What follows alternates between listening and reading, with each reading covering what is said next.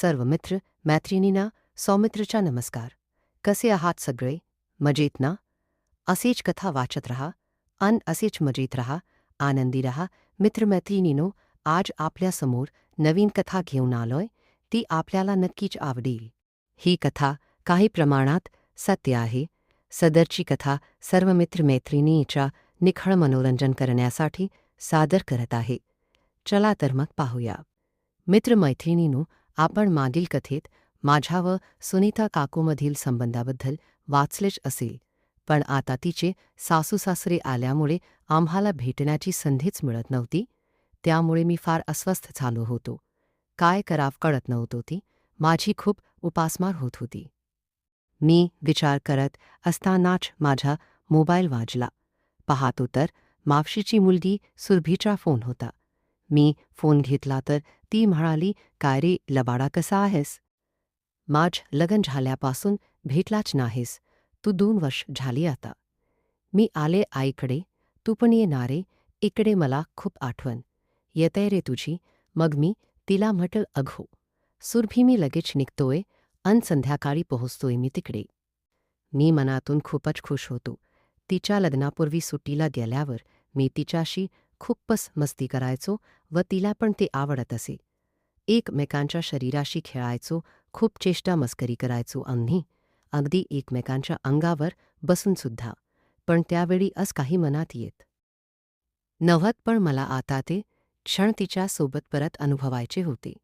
तिलाही आवडेल का असा विचार करतच मी माझी तयारी करून 4 दिवस राहण्याच्या तयारीने घरी सांगून माझ्या बाईकवरून निघालो होतो. 2 तासाचा रस्ता होता मावशीच्या गावी जायचा. संध्याकाळी 5:30 वाजता मावशीच्या घरी पोहोचलो तर काका नुकतेच कामावरून आले होते अन मावशी अंगणात झाडलोट करत होती. मला पाहून दोघांनाही खूपच आनंद झाला होता.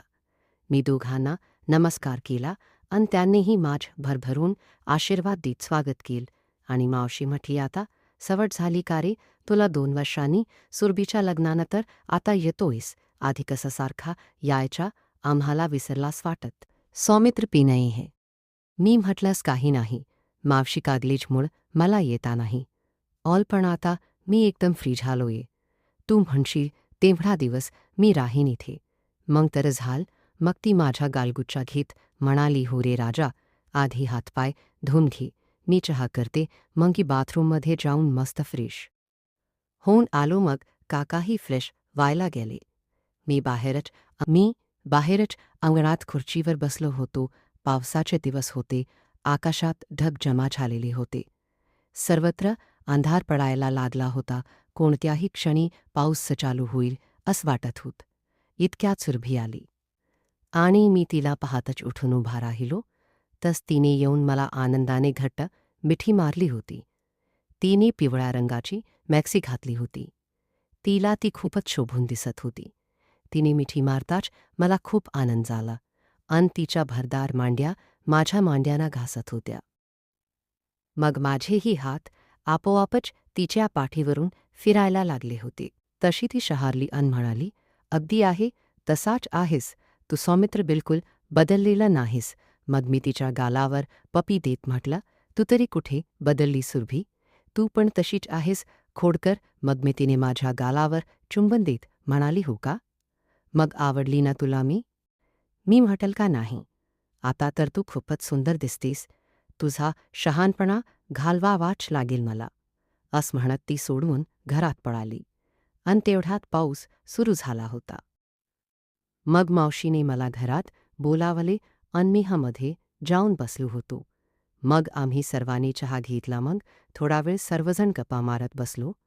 नंतर मावशी व सुरभी जेवणाची तयारी करण्यासाठी किचनमध्ये गेल्या. मी अन काका गप्पा मारत बसलो होतो. पाऊस सुरूच होता तिहे. असल्यामुळे सर्वत्र शांतता होती. 8:30 वाजले असतील. मावशीने सर्वांसाठी जेवणाची ताट वाढून तयार केली होती. मग सर्वांनी एकत्रितपणे जेवणाचा आस्वाद घेतला होता. मावशी व सुरभी आत मध्ये आवारावर करत होती. काकांना सकाळी लवकर कामावर जायचे असल्याने ते त्यांच्या बेडरूममध्ये झोपायला गेले होते. मी हॉलमध्ये सोफ्यावर TV बघत बसलो होतो. थोड्या वेळात मावशी व सुरभी काम आटोपून आल्या होत्या. सुरभी माझ्याजवळच बसली अन मावशी खुर्चीवर बसून TV बघायला लागली होती. थोड्या वेळाने मावशी म्हणाली, मी जाते रे झोपायला. सकाळी लवकर उठायचंय मला अन तुम्ही दोघपण जास्त वेळ जागू नका. लाईटच्या पडणालय. काही भरोसा नाहीये. मावशी त्यांच्या बेडरूममध्ये गेल्यावर सुरभी म्हणाली, चांगला मस्त पिक्चर लावणारी सौमित्र हे काय बघतोय. मग तिने माझ्याकडून रिमोट घेत चॅनेल बदलून लागली होती. इतक्यात एक चॅनेलवर इंग्रजी फिल्म चालू होती आणि त्यात हिरो हिरोईनचा रोमांस चालू होता. एकदम छोट्या कपड्यातील तो रोमांस पाहून सुरभी मला चिकटून बसली व माझ्या मांडीवर हात ठेवत म्हणाली, मस्त शाट आहे ना सौमित्र. मी पण तिच्या मांडीवर हात ठेवत म्हटलं, हो ग सुरभी, पण आपण नुसतं बघून समाधान मानून घ्यायची. ती म्हणाली, आज का म्हणतोस रे सौमित्र. अन इतक्यात बाहेर जोरात पाऊस सुरू झाला अन लाईट पण गेली अन सर्वत्र अंधार पसरला होता. तसा मी उभा राहिलो तशी सुरभीने मला मिठी मारली होती, पण ती मिठी चुकीच्या जागी होती. अंधारात सुरभीला माहीतच नव्हत की उभा राहिलोय. मी माझ्या पॅन्टच्या खिशातील मोबाईल काढण्यास उभा राहिलो होतो व सुरभीने घाबरून मी बसलेला समजून मला मिठी मारली. तिच्या या अनपेक्षित स्पर्शाने मी अधिकच मोठा होऊन उड्या मारू लागला होता. सुरभीला पण ही अनपेक्षित होत, पण ती आता उत्सुकतेने तिच्या चेहऱ्यावर चाचपून अंदाज घेऊ लागली होती. मलाही तिच्या स्पर्शाने मजा येत होती. मग मी मोबाईलची टाकर लावली तशी सुरभी दचकून उभी राहिली व लाजत म्हणाली, अरे मला किती भीती वाटली म्हणून सांगू. लाईट गेल्यावर म्हणून मी तुला मिठी मारली होती, पण चुकून हेच घडल सौमित्र. मग मी तिला म्हटलं, हो का सुरभीस होत कधी कधी. चल आता सर्व बतनं बंद करून झोंपायला जाऊया. मग ती म्हणाली, आपण दोघ माझ्या बेडरूममध्येच झोपूया. मी मनात खुश झालो होतो. मलाही हेच हा होत. मग मी म्हटल, हो आवडेल मला हा. मग आम्ही टाकर्च लावूनच बेडरूममध्ये गेलो. मग तिने आतमध्ये चेंज करायला गेली होती अन मी तोपर्यंत माझी कपडे काढून फक्त अंडरपॅन्टवरच अन डोळ्यावर आडवा हात ठेवून पाठीवर झोपून राहिलो होतो. सुरभी आतून चेंज करून बाहेर आली होती, पण तिच्या हातातल्या टाकर्सच्या प्रकाशात मला व्यवस्थित तिला पाहता येत नव्हत. तिने दरवाजा बंद केला अन खिडकी थोडी उघडली. तशी मस्त थंड हवा आतमध्ये येऊ लागली होती. बाहेर पाऊस सुरूच होता. माहेर पाऊस सुरभीच्या शरीरावर व तिच्या होणाऱ्या हालचालीवरच होत. तिने स्लीवलेस नाईटी घातलेली होती. इतक्यात लाईट आली होती. लख प्रकाशात तिच्या गोऱ्या पान, धारदार अन नितळ अशा उघड्या पायाचे दर्शन होताच मी परत वळवळ करू लागला होता. मी मनसोक्तपणे तिच्या चेहऱ्यावर टक लावून पाहत होतो. अन ती पटक उभी राहिली अन माझ्याकडे तोंडेन उभी राहिली अन मी तिच्याकडे पाहतच राहिलो होतो. सुरभी एकदम सुदंड दिसत. मग तुम्हीच विचार करा मित्रांनो, माझी काय अवस्था झाली. आमच्या दोघांची नजरानजर होताच ती म्हणाली, इतकं काय टक लावून बघतोय मला. कधी अशी मुलगी पाहिली नाही का. मी नाही सुरभीस काही नाही, पण तो सुद्धा अशी का टक लावून बघत होतीस माझ्याकडे. काही वेगळं दिसलं का माझ्यात. सुरभी गप्पेस, आता खूप नालायक झालायस तू. आरे आज पहिल्यांदा तुला अशा अवस्थेत पाहत्यारे सौमित्र म्हणून मनसोक्त पाहून घेत होते. मी हो का.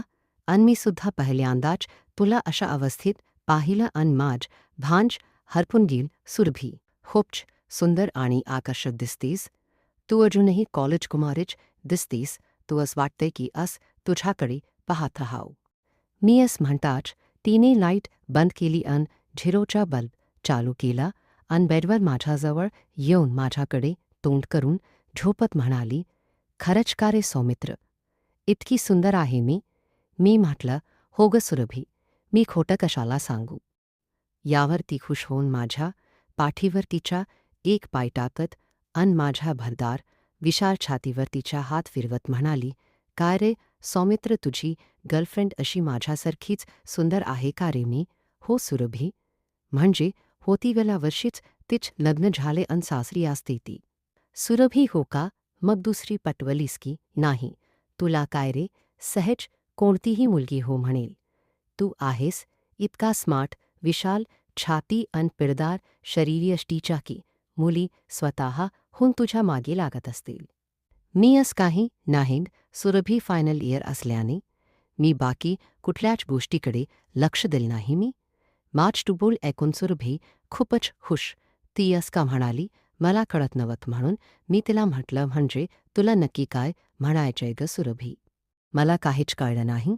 सुरभी, अरे मला अस म्हणायचं होत की मी तेव्हाच ओळखलं होत की जेव्हा तू मला असा निरखून पाहत होता व तुझा राजू उभा झालेला मी पाहत होते. तेच बोलणं ऐकून मी तिच्याकडे तोंड करून झोपत तिच्या पाठीवर एक हात टाकत तिला म्हटलं, लग्न झाल्यापासून तू पण खूप सुंदर झालीय सुरभी. मी असं म्हणताक सुरभीने एक पाय माझ्या कमरेवर आणि एक हात माझ्या पाठीवर टाकत पुढे सरकून मला चिटकत म्हणाली, हो समज, आता लग्न होऊन 2 वर्षे झालीत, मग चाटपणा तर करणारच ना सौमित्र. सुरभी एकदम माझ्याजवळ सरकल्यामुळे तिचे गुलाबी ओठ माझ्या ओठाजवळ होते. दोघांचाही गरम श्वास एकमेकांना जाणवत होता. तिचे चाफेकडी नाक माझ्या नाकाला स्पर्श करत अन तिचा हात माझ्या उघड्या पाठीवर फिरत होता. मी ठरवलं होत की स्वतः सुरभीला काही कर नाही अन मनावर ताबा ठेवायचा. मला तिच्याकडून नकळत हे जाणून घ्यायचं होत, ती लग्नानंतर ती तिच्या आयुष्यात संतुष्ट आहे की नाही.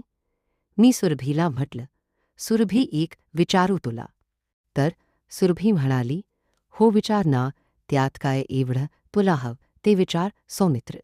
मी सुरभी पहिल्या रात्री तर भाऊजींनी रात्रभर झोपूनच दिल नसेल ना. गंग खूप त्रास दिला असेल ना. सुरभी, तू खुश आहेस ना भाऊजींच्या सहवासात? सुरभी नाराजीच्या सुरात म्हणाली, अस काही नाही झाल रे सौमित्र. तुझे भाऊजी इतके काही रोमॅन्टिक नाहीत. 10 मिनिटातच पाणी काढून झोपी गेले होते. अन मी तशीच बेडवर तडफडत राहिले होते. मला हे नेकून खूप वाईट वाटत होते, म्हणून मी सुरभीला खुश करायचं ठरवलं. मी सुरभीला तोरानी खूप ठोकून खुश केले. अश सुखतीला तिचा नवरा कधीच देऊ शकला नाही. मला सुरभी बोली, मला तुझ्याकडून जेव्हा पण सुख लागेल तेव्हा तू येशील आणि मला खुश करशील.